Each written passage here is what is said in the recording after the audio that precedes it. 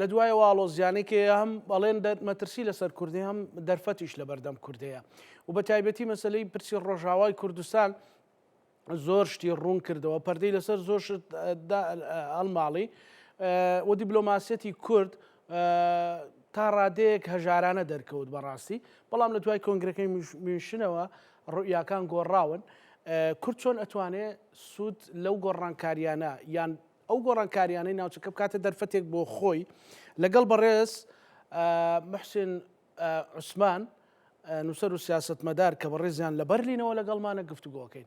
سەیدا محسین سڵاوت لێ بێم کاتت باش بنەمەوێ لە ڕوانگەی جەنابت و تێڕوانینی جەنابتەوە هەڵسەنگاندنت بۆ دۆخی کورد لە ئێستا بکەی بە تایبەتی لە چاوی دنیای دەرەوەدا. باڵێ لەسەرەتا زۆر سوپاس بۆ ئێوە بۆ بەڕامە و بۆ هەموو بینەران. بەڕاستی ئەگەر ئێمە تەماشای کورد ینی بڵێن کورد چۆن دەست پێ بکەن یانەوە کورد ڕاستی دەستی پێ کرد یعنی ئەو ڕاپەڕینی گشتی کورد لەسەر ئاستی دنیا خۆی لە خۆیدا ئەو وشیاربوونێک بوو و هەمیشە لە مێژوودا هەندێک ینی دەک کێلیک یانجی بڵێن دە چرکە سات هەنە کە مێژوو ڕێڕەوی خۆی دەگۆڕێت ئەوەی کە ئێستا لە ڕۆژهەڵاتی ڕۆژئاوای کوردستان ڕۆیدا وای کرد کە کورد ببنە یەک یعنی ئەمە بە دەردی کورد هەمیشە وا بووە کە کورد نەبووینە یەک بەڵام لەم ڕووداوای ڕۆژئاوا کورد بوونە یەک لەوێ ینی دەستپێکردنێکی نوێیە بۆ کورد بەڕاستی بەڵام ئەم دەستپێکردنە ڕاستە لەوانەیە لەسەر ئاستی ینی هەست و خروست بن لێوە دەبێتن ئیتر کورد ئیش لەسەرەوە بکە چۆن دەتوانیتن ئەم گەرماتیەی کە کورد لە هەموو جیان هەستا سەرقاچ چۆن دەتوانین ببینە بواری عقل و منطق کە لەوێ سەقامگیر بیتن ئەمەش ڕۆلی مەدیا و ڕۆلی ڕوشنبیران سیاسەتمەداران و هەموو بوارەکانی تر لە ڕووی تیوریەوە ئەم پراکتیکە دەوڵەمەند بکەین لەبەرەوە چکە دنیا ئێستا بوویە گوندێک دنیا سنووری نەماوە دنیا ئێستا لە هەر ماڵێک کەسێک ینی دەستگایەکی ڕاگەیاندن هەیە دەتوانیت بە دەنگ و ڕەنگی خۆی بەشداری تەختەی شانوی جیهان ببێت ئەمڕۆ ئەوەی کورد کردیش بە تایبەت ڕەوەندی کورد لە دەرەوە ئەمە یعنی وشیاربوونێک بوو بوونەوەی تازەی ڕەوەندی کورد لە دەرەوە چکە بەڕاستی لە دەرەوە ئەم 50 ساڵە کە ڕەوەندی کورد منداڵیان لە دەرەوە بەرەبەرە کوردایەتی و ئینتیما و ئەو شتانە لە بیریان بوو بەڵام ئەم ڕاپەڕینەوەی کرد جارێکی تر ڕۆحێکی تری نەتەوەیی دا نەوەی تازەی کورد ئەگەر ئێمە بگەڕێنەوە مێژوژی 100 ساڵی بیستەم لە کوتایی 20 ساڵی سەدەی بیستەم کورد دەست بە ڕاپەڕین نەتەوەیی کرد لەوێ شێخ مەحموود ساڵی 19 دەست پێ کرد لە ساڵی 21میشدا 20 ساڵی 100 ساڵی 21میشدا ئەوە کە ئێستاە دیسا کورد دەستی بە ڕاپەڕینێکی تری نەتەوەیی کرد بەڵام بە شێوەیەکی تر کە لە ڕێگەی کەناڵەکانی تەکنۆلۆژیە. بەڵێ ئەم ڕاپەڕینە چاڕوان کراو بوو لە ناونەوەی تازە و لە ناو تێکەڵبوون بەو تەکنۆلۆژیایە و بەو یەک نەگرتوویە و بەو دژایەتیە و بەو هەموو مەسرەفەی کە مخابەراتی دنیا لە کوردیان کرد بۆ پارچە پارچەکردن و بەشبەشکردن و دوژمنایەتی لە ناوخۆیدا یعنی چاوەڕوان کراو بوو. یعنی ئێمە دەزانین هەرکەوتنی دیواری بەرلین لە چاوەڕوان کرا نەبوو یعنی هیچ هزرمەندێک و زانایەکی سیاسی دنیا چاوەڕێی ئەوە نەدەکرد کە 89 دیواری بەرلین دەڕوخێت و بلوکی ڕۆژهەڵات دەڕوخێتن و هەروەها لە 2010-2011 کە بەهاری عەرەبی دروست بوو بە هەمان شێوە یعنی هیچ هزرمەندێکی عەرەب ئانی جیهانی پێشبینی ئەوەی نەدەکرد کە ساڵی 2010-2011 بەهاری عەرەبی دروست بێت بە هەمان شێوە ئەوەی کە ئێستا بۆ کوردیش دروست بووە بەڵام ئەوەی کە ئەم جارە جیاواز لە هەموو جارەکانی تر کەناڵەکانی تەکنۆلۆژیا بوو و مەترسی گەهشتە سەر بوونی کورد یعنی مەترسی هەموو کوردەکان هەستی پێ کرد کە دوای ڕۆژئاوا کە ڕۆژئاوا ئەزمونونەکە تێک بچیت دوای ئەو بە کاتێکی کەم نورەی باشووری کوردستان دێتن و هەروە کە تەماشا بکەین ینی بە تایبەت ڕۆلی تورکیا بەرامبەری ئەمە چونکە هەمیشە داگیرکردنی خاک و داگیرکردنی بوون ئەوەی تورکیا بەرامبەری کورد هەم داگیرکردنی خاکە هەم هەوڵدانە بولەنەوەبردنی کورد کەواتە لێرە تورکیا دەبێتە دووشت داگیرکەر و فاشیزم ئەوەیە کە توو لەناو بباتن داگیرکەرەوە کە خاکی توی بگریتن لەبەرەوە تورکیا ئەو شتەی کرد بەڵام ئەوەی کە ڕاپەڕینی کورد وای کرد تێگەیشتنی دنیا ڕێی دنیا لەسەر کورد گۆڕە هەم ئەوەی پاریس و هەم ئەوەی پێش پاریس و و استاش من همیشه او قصه دکم دبید داگیر کرانی کردستان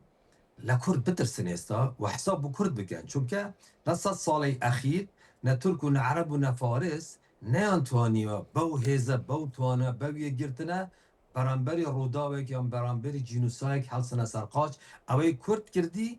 نمونه کی بوینه و نمونه که کرد استا بجداری نوسینوی میجوی مامۆستا لە کرد سیاسیەکانی بوو. بترسن یان لە گەلەکەی بترسن لە یەک ریزی گەلەکەی یان لە یەک ریزی سیاسیەکان همیشه جماوار قاعده کمالگاه بریار دادن یعنی همیشه او قصه که دالین میجو سروک دروز دکت آن سروک میجو دروز دکتن لبر او جماوار همیشه روی جان دا گوریتن یعنی زور جا پلان هست که امریکا داوید لروش حالات ناوراست پلان دانیتن بالام اگر اپوزیسیون و اعتراض برانبری ها بیت پلانکه یان دا گورید یان پلانکه دوا دکریتن اوی که ایسا کرد کردی نوی تازه کرد کردی همو تاکیکی کرد به هست و به پراکتیکی و وک سروکیک وک روشنبیرک وک زانایک بجداری ام خوبشاندانه بو یعنی تک هلاوی زاراوی بادین سورانی تک هلاوی گورانیکا تک هلاوی موسیقا و تک هلاوی هست و حتی هناسه کرد همو بنیک یعنی لیره و کرد بدنگی کی برس بیلی کرده و نک بدنگی برس هواری کرد بلکه بدنگی کی برس بیلی کرده و لبرا براسی دبیت اباج لبیر نکن او دلسوزی او برخودانه که لروش آوای کردستان کردی هیزک دا خلق و او سرهلدانه که خلقش لدروی روش آوانه لپارچکانی ترو لأوروپا کت آوانش هیزو مرالک دا روش آوا با تک رایی وقت که وقت تکستک تماشه او رو داوا بکن او تکست آوای بو که پرلمانتار دنیا زانکان دنیا فیلسوف و هزرمند و روزنامه‌کانی دنیا هات نسرخات لبرا اگر کرد به یک دنگی اوها بتوانین ام درفت بکار بینین چون که همیشه لجیان دا درفت هنه بالام تو چون دتوانی درفت بکار بینین و چون دتوانی برداوی به درفت ده بو نمونه شری جهانی یکم دوای او شیخ محمود درفتک بکارینا بس نتوانی برداوم بید دوای شری جهانی دوم جی قاضی محمد درفتک بکارینا بس نتوانی برداوم بالام دوایش انجامی شری سارت درفتی روش باشوری کردستان درست بو خوشبختانه حتی استاو درفته بردامه ای گرنگ اوای گل دتوانیتن کمالگاه بگوریتن یعنی استا خلکی اوروپی رگنا دتن دکتاتوری پیدا بید اگر لوانه اصل که دکان حسکن او بنامای دکتاتوری او ئەم هۆشیاریەنەتەوەیە بەڕێز کاک محسن ئەم هۆشیاریەنەتەوەیە چۆن ئەتوانرێت تەوزیف بکرێ هەم بۆ ئەوەی نەک هەردوو ژمنان لە کورد بترسن لەو جەماوەر و لە هۆشیاریە میلیە بترسن بەڵکو ئەوانەشی کە بچووک بیرەکەنەوە لە هەرێمی لە کوردستان بەگشتی و بەرژەوەندی شەخصی خۆیان ئەوێ و ئەیانەوێ پرسەنەتەوایەتەکان بۆ خزمەتی خۆیان بەکاربێنن ئەوانیش لەو ڕاپەڕین و بزافە گەورەیە نەتەوەی کورد بترسن یعنی ئیدی ئەو سنوورە شتێ بپەڕین وەکو چۆن جەنابەت وتت کە ئێستا لە ئەڵمانیا جەماوەڕ ڕێگە نادا دیکتاتۆریەت دروست بێت لە ئەوروپا جەماوەڕە ڕێگە نادا دیکتاتۆریەت دروست بێت چۆن ئێمە ئەو هۆشیاریە وەکو عەرەبەڵێ تەوزیف بکەین یعنی هەمومان دەزانین بەشداری هەموو حزبەکانی کوردی بەشداری هەموو پارچەکانی کورد بەشداری هەموو سیاستمەدارانی کورد هەمووی لە دڵەوە نەبوو بەڵام هەر کەسێک بەرامبەری ئەو شەپۆلە هر پارتیەک یان هر کەسێک بەرامبەری ئەو شەپۆڵە بوو ئەستا بۆ لە ناو دەچوو دەسووتاند لەبەر ئەوە زۆر لا هەنە و زۆر کەسیش هەبوون لەوانەیە بەدڵیان نەبیت بەشدار بیت بەڵام نیان دەترسان بەشدار نەبن چونکی بەرامبەر ئەم شەپۆلە سزایەکی گەورەیان دەدا لەبەر ئەوە ملت دەتوانێت ڕێڕەوی مێژوو بگۆڕێت ملت دەتوانێت ڕێڕەوی سیاست بگۆڕێتن و ئێستا کەناڵەکانی تەکنۆلۆژیا نەوەی تازە زۆر پێشکەوتوترە لە سیاستمەدارانی کورد و زۆر وشیارترە و بە ئاگاترە چونکە زیاتر لە بواری تەکنۆلۆژیا جیهانێکە لە عەسماندا جیهانی گریمانە ئەم جیهانی گریمانە ڕولێکی گەورە دەبینێت بۆ داڕشتنی سیاست و بۆ دروستکردنی دیالۆگ و بۆ دروستکردنی وشیاری ئێستا نەوەی تازە نەوەیەکە سەرچاوەی پەروەردەی نەوەی تازە زۆر جیاوازە لە سەرچاوەی نەوەی کۆن چونکی نەوەی کۆن لە باوکو بۆ پیران وەردەگرت لە جیران وەردەگرت لە شارەکەی وەردەگرت بەڵام ئێستا دنیا هەموو بووە گوندێک کەواتە نەوەی تازە سەرچاوەی ئەو سەرچاوەی مەعریفی سەرچاوەی سیاسی سەرچاوەی ئینتیما سەرچاوەی نەتەوەیی هەموو لە دەرەوەی سنوورەکان دێتن کەواتە بەو ئاراستەی کە ئێستا ملەتی کورد تێدا پەڕێت یانژی بەگشتی هەر چاپاچە کوردستان و ڕەواندی کورد پێویستی بە ئێلیتەیەکە او الیته ایش لسر کتن چون دتوانیتن ام توجمه یانجی ام شپوله آراسته بکاتن و بریا بباتن به شیوهی که عقلانی به شیوهی که واقعی که تعبیر لگورانکاری ام قناعه کتن که روشلاتی نو راست برای روشلاتی نو راست مازنده جیتن امش واده کتن که کمالا سنور بگورن یا کمالا دستحالات بگورن روشلاتی نو راست البته ام دارشتنه یانجی ام پروژه ل 2004 بوشیکر ام پروژه دارشتوه که گورانکاری لدوای 100 سالی لوزان لا بکرد روشلاتی نواراس نکوت بر گورانکاری لبر ابتدی گشتینی من کرد استا لقوناقی که رنسانسی نتوایی و سیاسی و گوشیاری داده دجیتن امش پیوستی او زانکار کانی اما پیش او من اما پرسم لباری و تاریخی خود برز ماموسا محسن قالوا كيد بيت السيمبولا ملتي يعني او نفيسيناته يعني نفسينيتو برستانا شده بيت السيمبولي ملتي استا يعني سیمبول بازور درست نکردن سیمبول دبیت حذف بدت وکی دایکو باو چون دایکو باو حذف دادن مروی که دایکو باو که مروون و سیمبول اوایت تو شد بده خلق يعني بونمونه اگر تماشا بکی او مثلا دیوار او مثلا ماندلا 29 سال لزندان دا بو بلام که بو سروکی باشوری افریقیا 4 سال ما و دوای و نیکرد خلق اگه حزی لی بو ماندلا جاری که تر دوباره پشت سر دست حالات و بیت سروکه بس گوتی من ناکم 4 سالی خوم کرد ناکم اون ماندلا که دیوز خلاتی اتاتورک ورگید و گوت من خلاتی اول ناگرم اگر کمک کردی تماشای خوم بکم من چون دتوانم او خلات اول گرم لبر او یعنی ماندلا و دیوار و غاندی که آنها حسیان داخل و خدمتی خلقیان کردوا و بو خلقیان ایشی کردوا هستک داخل که ام کسانه بشکن لرابراتی اوان لبر اول لای ایما حتی کسی نبیده بشک لوجدانی خلق لحظی خلق سنبول بزور درست نابید با پارش درست نابید با رکلامش درست نابیدن دبید سنبول خوی فرض کردن و سنبول هندک تایبت مندی تدای یعنی نک او کسی حذف بکد ببیت سنبول ناتوانید بیت سنبول دبید هندک دست پیش خریب بتن و هندک لخوی بین تخوار یعنی بول مناکرم مام جلال بینی مام جلال او 32 ساله آن 30 چند ساله حکمت هرم 2 سال بعد سیاسی بو دوای مام جلال خوی دست پیش خری کرد و خوب بخش گوته پارتی با 2 سالی تر بوده بیده اما چه دکت هست داده خلق که تو دبیه بشک لوجدانی خلق بلام تو هموش تک بو خود بینی و هموش تک بچه‌ای که برس تماشای خلق لخواره بکی تو قد هیچ جارک ناتوانی ببیه سیمبول لبرا که تماشا بکن سیمبول اوایه که لدروی خزانک لدروی پارتی و لدروی بشک کردستان بتوانیتن حس بداته همو کرد هر چا پاچه کردستان او کتا دتوانید بنمایک بو سمبول درست بید بلام اگر سمبول تنیا بو بنمالت بید یا بو پارتیک بیتن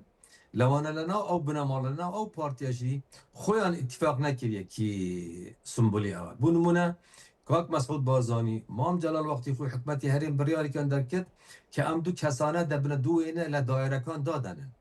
کواتا او بو او قناغه هادو کس جوری لسنبول بولنا دایره کان بلام لدروی دایره کان چناو خلقی گشتی چناو باشکانی تر دبیت ایش بو بکریتن دبیت سردانی بکرید دبیتن یارمتی خلق بدرید دبیتن کومالا شد بکرد که خلق بزایندن او خوانی او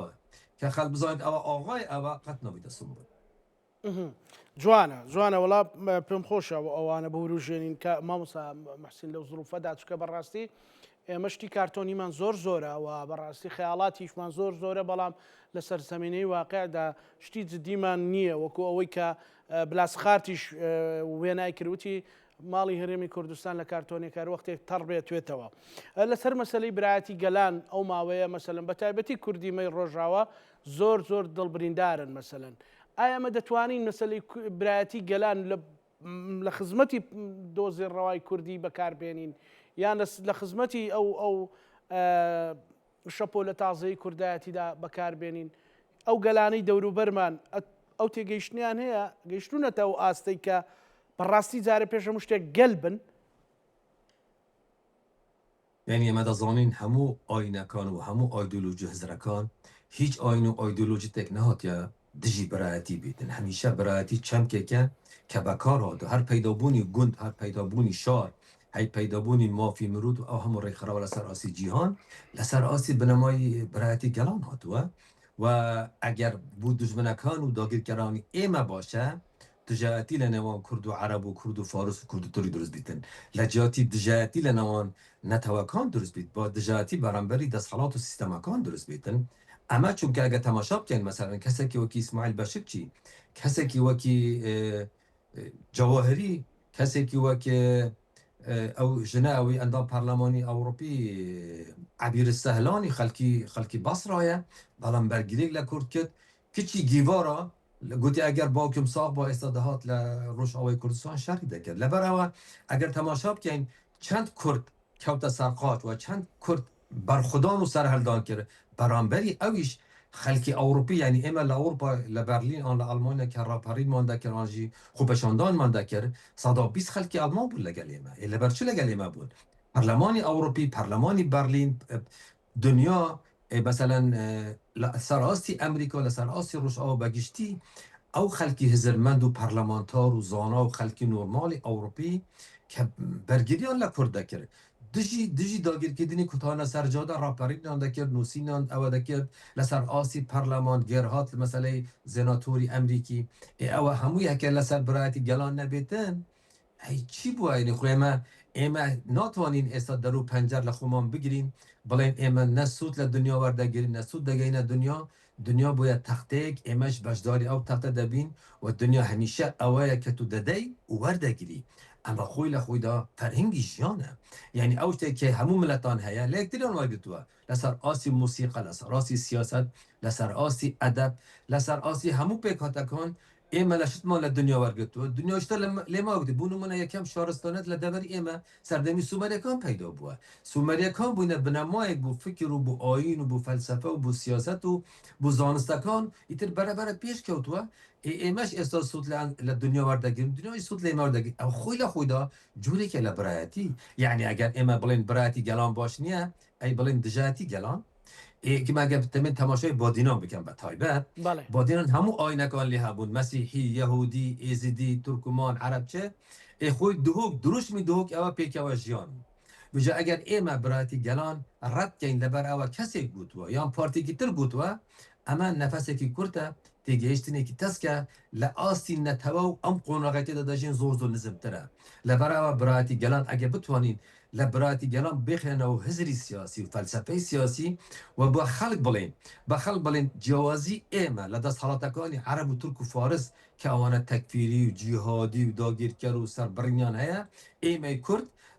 با کرده و با تیوری سلمان دوه که حزمان لبراتیه و حزمان لگلانه و دیجی هیچ گلیتیش نینین پراکتیک جی لأوروپا و لهرچه پاچه کردستان جی حتی ایسا کاری که و تیروری کرد نکردوه بعکس و همیشه کرد دستی براتی درش کردوه و دبیت کرد گوتاری کرد خونیاسینی کرد لنتوی ترک و عرب جا بیتن لوانه امرو دیار نبیتن بس با کلکه بون و بردوام بون یعنی دروپی آو چند ناسکه بس با بردوامی برکندکاتن لبر او ایمش بردوامی لسر او گوتاره و او گوتارت بیته بشک لکارکتری سیاسی کرد دتوانی لدوار روزدار رول ببینیتن بله يعني او لدواي كونغريكي من شنو كرد دتوانيت مثلا لا محفلة نيو دولة كان دار رولي جورة ترببيني ريخ راو ترببيني يعني هندي جو درجة بو كرد كراونة توا استدوزي كرد ناصري يعني اما دزانين دوزي كرد او دمي كده ناصرت بلام اوي که لمنشن کرا او در انجام او هم خوبشاندان او رنسانس و راپرینی ملتی کرد بو کلوی کرا یعنی بیرو راو رای دنیاش برانبر کرد گورا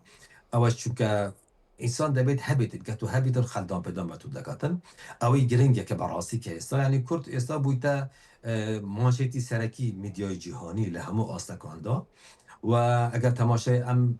20 سال اخیر کن او همو هزرمند و فیلسوفانه لسر سر کرد نصراوه لسر سر که هندک سر که دکانی کرد نصراوه قتل میجو کردانه بوه لبرا او استا کرد لخالی کمی مانشیتی مدیای جهانی دایه